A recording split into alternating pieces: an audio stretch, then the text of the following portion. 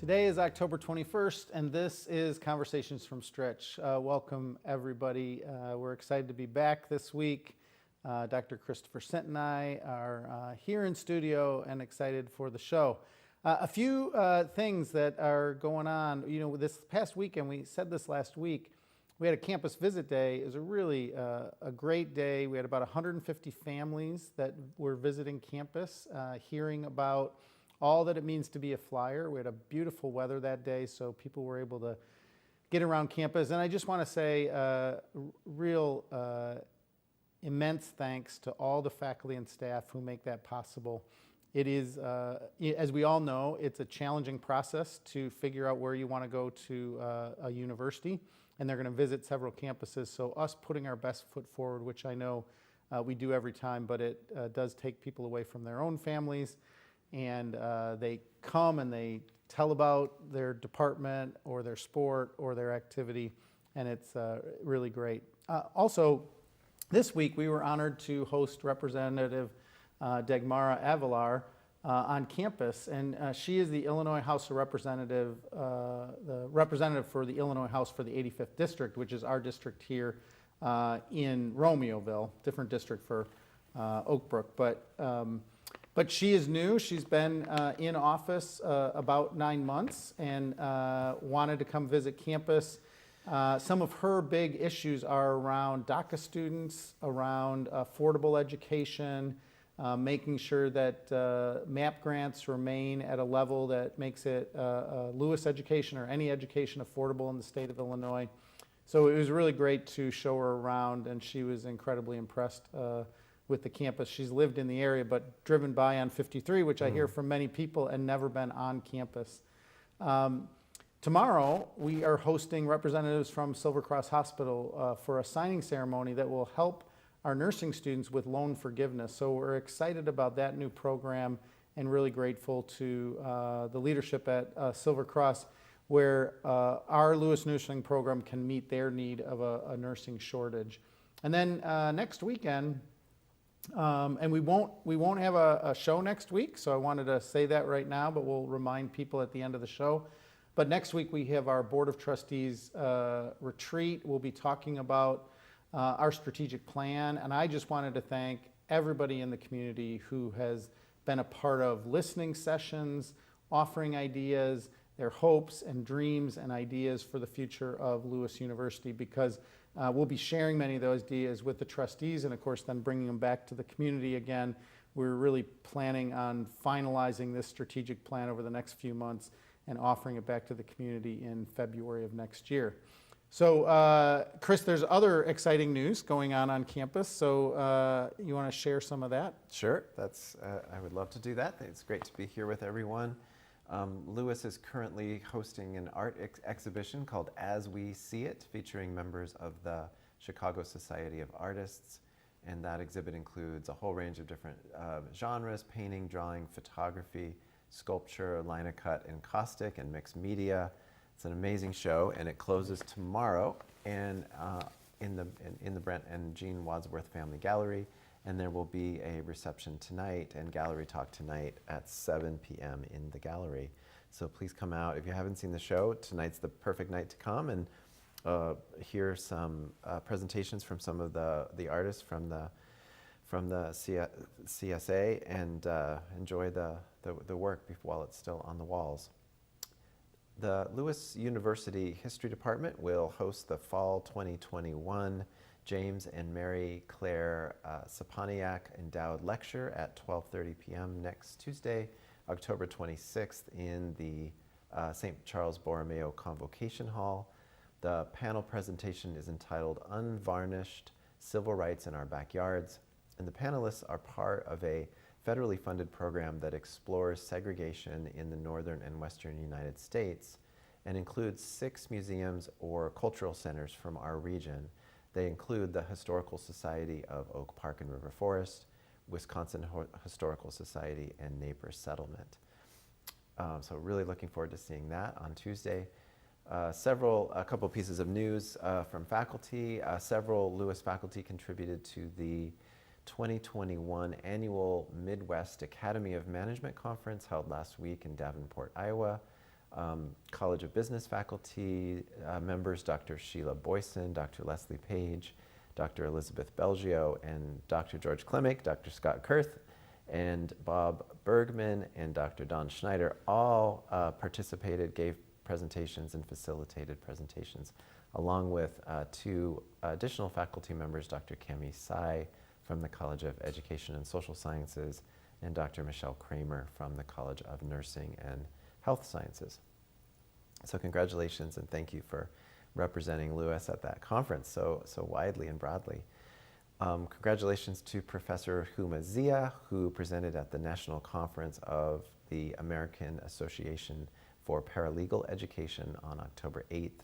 Her presentation was called Student Success and Civic Participation, Leveraging Community Engaged Learning for Paralegal Students. So that sounds really interesting. Thank you, Huma, for that. Wow, there's a lot going on. We just talked about, and this weekend is pretty amazing with sports. So you're going to talk about that. Yeah, so you know, as you say, just an amazing participation in all these conferences. I will say we're excited on both these fronts, that academic conferences are back in swing, and faculty are able to get the work that they've been doing, which so many of our faculty do that great research work, out to their colleagues. Because, you know, when I did a lot of that more in my past life, it's really valuable to share your ideas, present a paper if you want to get it published later, and get some feedback from colleagues. But the other great thing, as you mentioned, that we're excited about, is we have more and more activities going on in addition to these academic conferences, and we're going to focus on athletics because it is crazy right now in the athletic front. So regular season is in the book for men's and women's soccer, or men's and women's cross-country teams, and they enter the postseason ranked 16 and 18 respectively in the U.S. Track and Field Cross-Country Association's national poll. So great to be in the top 20 for both teams. They finished second at last week's conference crossover. Lewis' next race is this weekend. The GLVC Cross-Country Championships are going to be held on our campus Saturday morning. The race opens with the women's 6,000 meter run at 10 a.m. and it's followed by the men's 8,000 meter run at 11 a.m. The championships will be streamed live on the GLVC Sports Network, glvcsn.com. Additionally, our 16th ranked women's volleyball team will compete this Friday and Saturday in the 13th annual Midwest Region Volleyball Crossover Tournament in Hammond, Indiana.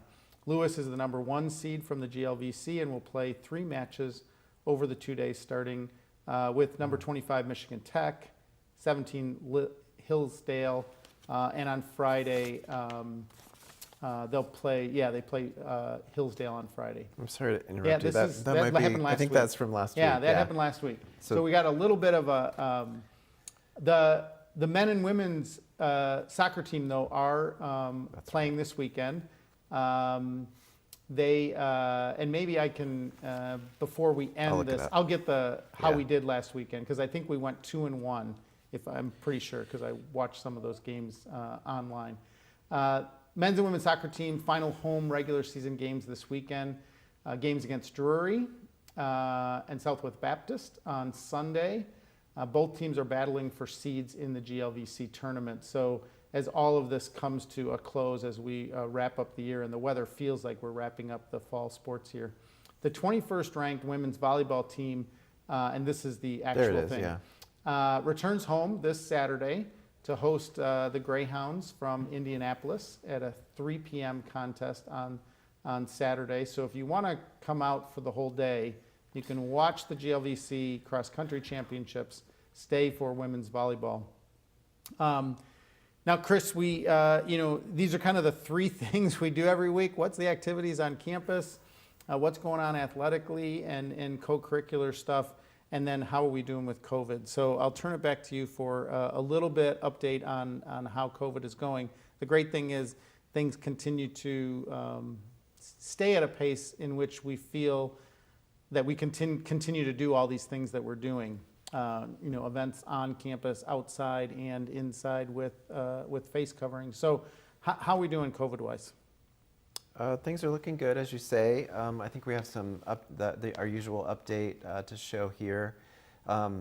First of all, I'll just say on the second bullet point, we have had one positive case this week, one last week. So again, those numbers in our own internal community are very low. A check of the Will County cases per 100,000 from yesterday showed 134 cases per 100,000, and so that still puts us in the red zone, but it's down about 10 or so from what we reported on last week, and down from a high of in the 180s a month or so ago. So continuing to go down, but we're still in that red zone according to the CDC standards. So it's a reminder to stay vigilant and to continue to be as safe as possible.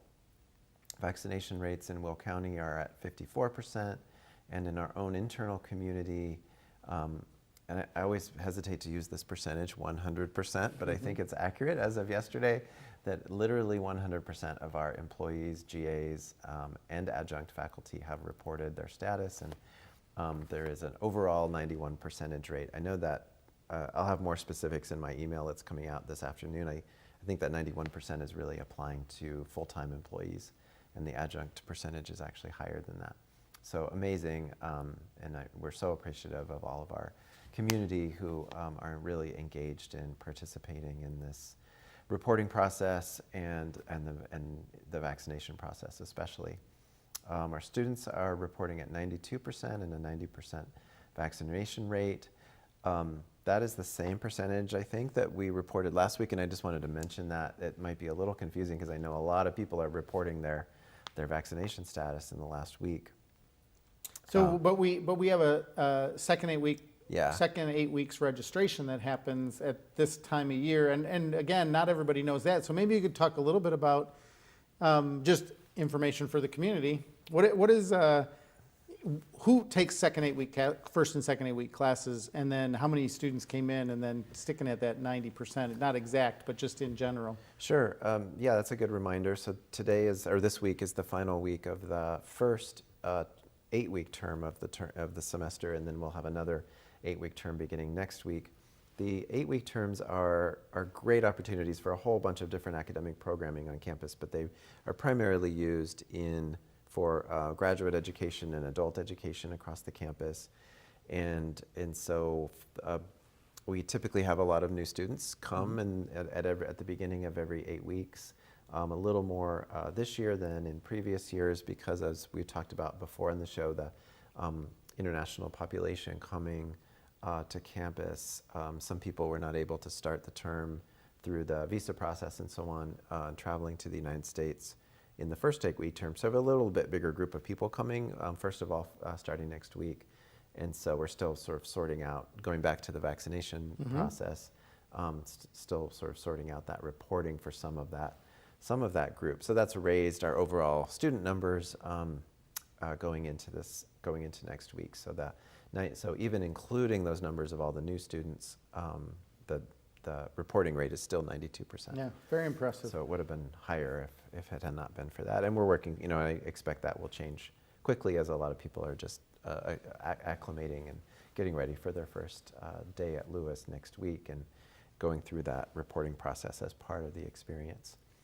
I think a couple reminders before we move on around COVID. Remember that flu shots are readily available and highly recommended as we move into this winter. We have started assessing fines and putting registration on holds for that group that we just talked about, people who have not reported their vaccination status. For the new people coming in, if you're watching, there will be a grace period, but for those of our students who have been around for the whole last 8 weeks, the fines have been were assessed a couple of weeks ago. And people have asked this question, and so I wanted to mention this, and this will be in my email as well today, but the amounts of money that are coming in as a result of students being fined for not participating in the registration process or the reporting process is going into our mission fund. The mission fund, generally speaking, is a pool of money that we maintain and, for years at Lewis that help support students in short-term financial need. It's become really, really important as a part of the COVID-19 relief process over the last 2 years, along with other funds, both coming from federal support as well as our COVID-19 relief fund. But the Mission Fund is our most longstanding and permanent way to support students in need. And so all the fines that are assessed as a result of this COVID-19 policy are moved into that account and then given back to students in need as in the processes that are connected to the Mission Fund. A reminder that we have weekly testing on Tuesdays and Wednesdays. Again, it's there for people who are required to do the weekly testing and to turn in their test results on Thursdays at 6, but available to any members of our community if you just register for the testing. Great. So I think that's, remember to use the app. Don't come to school don't come to campus if you are symptomatic in any way, and report COVID cases to our COVID-19 hotline team. So we're ready now to introduce our guest, and that's another activity that's going on Saturday. We're really pleased to welcome back to the show Roman Ortega, the Executive Director of International and Military Affairs here at Lewis University. And he's here, welcome back, Roman, and he's here to talk about one particular event that he's been kind of leading the charge around, a community of people working on our Si Se Puede event that's on Saturday morning. So welcome, and I might just turn it over to you and ask if you could tell us a little bit about Si Se Puede. Yeah, nice to be here. Yeah, great to have you. First off, I'd like to thank everyone who's gone into the planning of the Si Se Puede conference. We have approximately 20 members on the committee, ranging from faculty, staff, and every different department we have on campus. And it's really been something I believe in, as they've stated, within their vocation to support this population. It's near to dear to them, many of them being either first-time college students or someone who's really embodied supporting an underserved population. The history of the program charts back for Lewis since 2002, starting off with the 3M grant. It's modeled after, or the Si Se Puede, its motto, it goes off of Dolores Huerta and Cesar Chavez, and really a rallying cry for them to, impart upon the Latinx, as we refer to it now, to improve their situations in life. So the Si Se Puede conference is going to enable families and students to better understand access to higher education, what resources are available to them, what are some of the challenges that exist with going into higher ed. So the workshops that we're offering are directly modeled after that. So how do I pay for college? What is campus life like? What is health and safety like? How are we going to wrap our arms around all of our students? Supporting those who may be DACA and dreamers. We have plenty here at the institution, and we really love them. And so what are we doing to support that community? So the workshops range from an assortment of different things that our family members want to hear about. We have 23 different high schools coming out. Ranging from Cicero and back of the yards, which are very much Latinx communities, to our local high schools, and currently at 53 registrations, which given the circumstances with everything and COVID, so that's a good turnout thus far. Yeah. And so how did people hear about this event? I mean, you talked about kind of the who and different schools. Did we work with high school guidance counselors? Did we work, are these schools that we know about and have received Latinx students, first-gen students from in the past, and that's why we went to them? So give me a little sense of kind of how families found out about this option. Yeah, so it really started in a way with the committee because they have access to community members, some of them being professors. They support our current students, and those students tell their friends or whatever high school they're coming from. We have great access to our high school guidance counselors, and so we've communicated this opportunity to them, everyone that we work with and our admissions team does. All students who are currently either have inquiries or applications, we've sent this opportunity out to them as well, and a lot of them have registered as another opportunity, not only for them to better understand our campus, but also for their families. One of the unique things about this year's conference is that it's going to be offered in English and in Spanish. So plenty of us on the committee hablamos español. Yo sé que hablas un poquito de español. Un poquito. Sí. And so we're going to offer some of this in Spanish to support those family members who may not, English may be a second language, et cetera. And so for some of our people watching, Roman, talk a little bit about why that's important. Again, many of the students are going to come in and they're fully bilingual, but I know doing it in a bilingual way is so valuable in terms of a grandparent or a parent who is a part of the support community. Yeah. And again, some people who really don't understand higher ed. So not only is it important for the prospective student to understand, like, how's this going to work for me? What's financial aid work?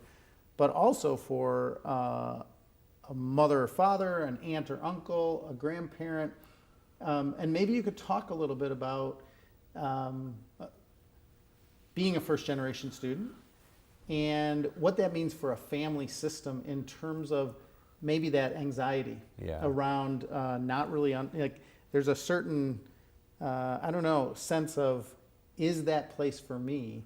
And I really appreciate that we're doing it bilingually, but I think for some people, that it's helpful to understand why that's impactful, because probably the student is going to be fully, fluent in English. Right. But that's not really it's more than that. Right. So what we're doing this year is really wrapping our arms around the whole family, and not only the support structure that student will require here at the institution internally, but also externally with family members, either financially supporting it or just through support of them emotionally and mentally to be able to do their schoolwork. But that said, it's about the decision-making process as well. Latinx families tend to make decisions in consensus with each other. Okay, can we afford this? First-generation college students, and so these families at times want to better understand, is it an investment? And what does this investment equate to? I like to think, and in my personal experience and speaking with many, they're very pragmatic. What is this going to mean? Okay, you're going to take on debt. Debt is a scary word for some, but is debt an investment? And what is the multiplier on that investment once you graduate? And so we're going to articulate in ways, not only in their native tongue, but also breaking it down succinctly of, like, this is why you should choose higher ed. So this is not just about Lewis University. Sure. We believe in supporting our community. So they may go to a community college or another college.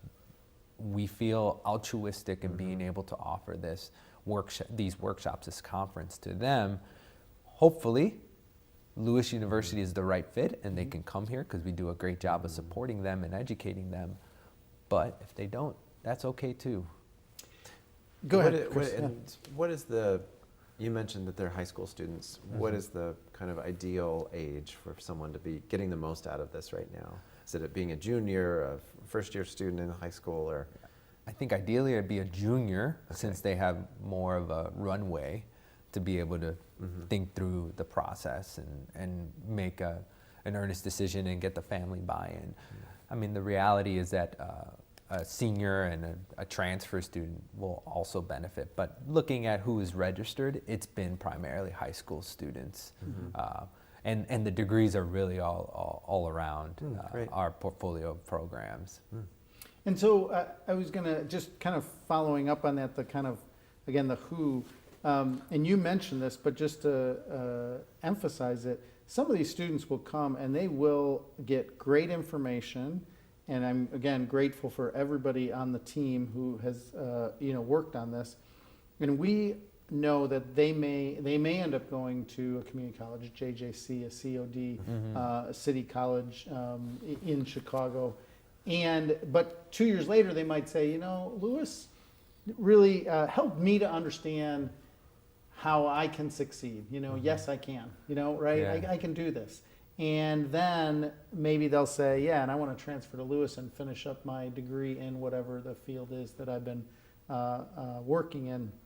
So I think those, and I guess the other thing is, I really, I say this all the time, but it's transformational to a whole family, right? The whole family system. And so we may speak to the junior or senior in high school right now, but their cousin or their nephew, to your point, it's a family system, right? That might include 25 people who are all going to benefit, even though they're all not there in the room this weekend, because they're going to go back and say, this is possible not only, for our daughter, but for my niece, right? And I think there's a power, there's a kind of multiplier effect because of the way the Latinx families are structured, and this, way better than I do, but getting together on a weekend and having 40 people in the backyard and everybody's talking about what's going on Right. and what's been going on lately, and all of a sudden this next weekend or over Thanksgiving, they're together and they say, we went to this great program at Lewis. That can inform a much larger community than the 50 families that'll be there this weekend. They might go back to their church or whatever community or their organization they're a part of and tell them about the university. Yeah, and just a related reason why I love this event and all the different iterations that we've had over these many years is that it's also just an opportunity for people to come to a university campus and see it. I really take that for granted. I spend a lot of time on university campuses, not only ours. I was at Dominican yesterday, and it's just a place where I'm very comfortable. And my kids have grown up on university campuses, but for some people it might be the first time they've been on a campus, and they can see that it's an inviting place and a place that's more familiar than they might imagine. You mentioned at the beginning of the show that Representative Avalar drove past our campus and our long driveway over and all, for a long time without turning down it and so on. So it's I'm so glad that we're creating an environment where people are being invited to a university and seeing it. I like to think they're invited not only to the campus, but invited to dream big. I think sometimes the Latinx students, being that they're so pragmatic, they may not always understand the grit that they have. And we know grit is a huge predictor of success to being able to achieve your degree. And so empowering them with understanding what kind of gritty personalities they have and how they really will succeed. To your point about the multiplier that happens in a family, when my family personally gets together, we have 7 Lewis University graduates just in my family alone. I joke all the time that I'm going to go buy Lewis University bookstore shirts, and all of us are going to wear it, and we're going to be on the cover of some flyer and whatnot. You gotta do but that. it did start with one, and it multiplies then, to different assortments. And I would say that we see that in all sorts of populations on this campus. I mean, I think you've been very involved in the international recruiting, but likely that's going to have an impact in maybe a relatively small village or a section, a neighborhood within a town in India, where all of a sudden the news is going to get out and it's going to multiply in that little area. We've seen it happen with our Muslim students. We've seen it happen with our Latinx families. But every community has that way in which, especially the tighter knit the community is, the more that kind of spreads, because I really genuinely believe we offer an excellent experience. The 1,000 of us that work together here, including our full-time and all of our adjuncts and part-time people, those 1,000 people really do believe that we work in association on behalf of our students to give them an excellent experience.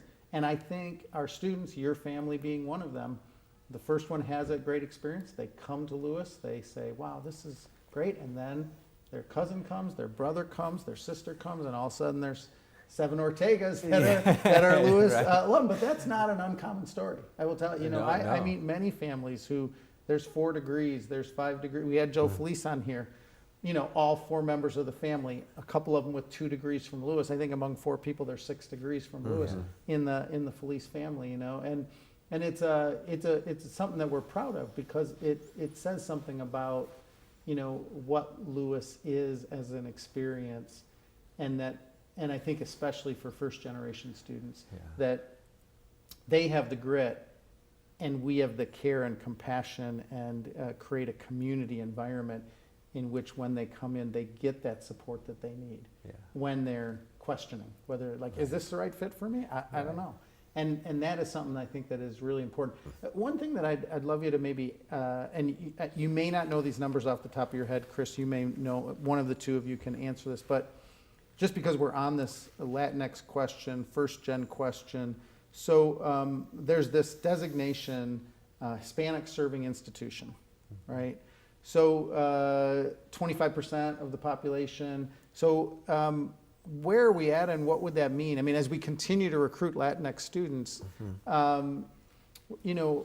what is that about? Because we're in the mid-20s as an institution, I think. Yeah, so I'll start. So that designation is a federal designation from the Department of Education, and having a 25%, having your undergraduate population being 25% in the Latinx population is the minimum threshold, and then it's a application process that you go through to demonstrate that you are sufficiently supporting that population in your group. So and we are at 23%, and so we're clearly going in that direction and thinking about it. But Roman's heard this probably a million times from me. But the thing I just say all the time is, we don't need to wait until we're at 25% to be an Hispanic serving institution in spirit. It's yes. And to do the things that we're talking about today, and to expand that into other ways we support, especially what you two were talking about in terms of family support, language. Those are the types of things that are really appreciated and rewarded by the Department, of Education when evaluating institutions. And then I think what the last part of your question is, the benefit of that is that it allows you to access through grant processes, federal money, to further support populations, or the Latinx population in your community. And really the reason it came to my mind was specifically what you just said at the end there, Chris, is that we act in a way that of course could be furthered by additional grants, but we're acting in a way in which we are serving the Latinx community. So we're an HSI in action, even if not in federal designation. I think some of what Roman was talking about earlier in terms of doing a program like this for the community, doing it in a bilingual way in which everybody in the family can participate and understand what's going on. Those are all elements that we could in the end get a grant for 5 years from now when we end up being an HSI, if that's the way it goes. But we're doing it now because it's the right thing to do. Yeah, that's right. So I don't know if you have any additional comments on that, Roman. Yeah, so I'm excited that we have such a vibrant community that's passionate about this topic. And so in my belief, I think that as we continue to grow and, as you say, provide the support that we're currently provided, but continuing to augment that we have the ability to build some models and some sustainable models to really look at how we support this population from a really systematic perspective, using theory, applying it, and executing on this vision that we're developing around supporting the HSI population. So if one thing that I think would be valuable, so if you had to do the elevator speech for Si Se Puede in Espanol, so can you give me a minute and a half in Espanol that we've already talked about, but for our audience, I mean, give the pitch for why they should come this weekend in Espanol. Okay. La conferencia es para las familias y los estudiantes que quieren venir, quieren saber de lo que es ir al colegio, cómo puedo pagar por el colegio, qué tipo de servicios ofrecen en el colegio, qué va a ser la salud, cómo me van a proteger en el campus, qué son las personas que valoran a mi hijo y mi hija para que estén aquí y que hagan bien. Y este sábado de las 9 hasta las 12 vamos a tener diferentes clases para ofrecer a las familias, a los estudiantes, para que sepan que sí se puede, se puede venir y se puede saber qué tipo de procesos hay en la escuela para seguir soltando como una familia para poder sobrevivir de muchas cosas. También sí se puede registrar todavía. Ahorita vamos en un momento, no creo que John me entiende en español, pero para traerle el slide que tenga, que sí se puede registrar. Y no importa si estás en qué año de escuelas estás, si estás yendo a College of DuPage o Joliet Junior College, también puedes venir. Si tienes niños pequeños pero quieres ver qué es en colegio aquí, porque manejas por el 53 todo el tiempo y nunca has entrado, también estás invitado para estar ahí. Gracias por todos. Thank you, and I think it's valuable. Again, one of the things that we can sometimes do with this is take and splice a little piece and say this can be something that we can use in the future. And I think that explanation of the conference and the value for a family is something that we can reuse. And for anybody that's watching, I also think it's just it's good for us sometimes to walk the walk, so to speak. Yeah. I really do believe. And just speaking with all the partners that we have on campus, internal, external community members, I think we really rally around this population, and we feel that it's altruistic to us. We want to pour ourselves into our students and this specific population because I think a lot of us associate with this. So this Saturday, 9 to noon with an optional self-guided tour on campus. We're going to offer many different five different workshops that will rotate approximately 40 minutes. You'll be able to go through many of them. And if you have further questions, faculty and staff will be there afterwards to be able to support you. Registration is still open, so feel free if you're a junior, senior, transfer student, or just anybody interested in finding out more, go ahead and register, and we look forward to seeing you on Saturday and enjoying some pan, some conchas on Saturday as well. That's Look great. forward to it. Thank you, Roman. Anything else, Chris? No, I think that's a great way thank you so much for coming back to the show and sharing this. Thank you for your leadership. Again, thanks to everyone who has been planning it, and we're looking forward to welcoming the families who will be there this weekend. So thank you to everybody for being here today. Have a wonderful weekend. We wish you many blessings to you and your family.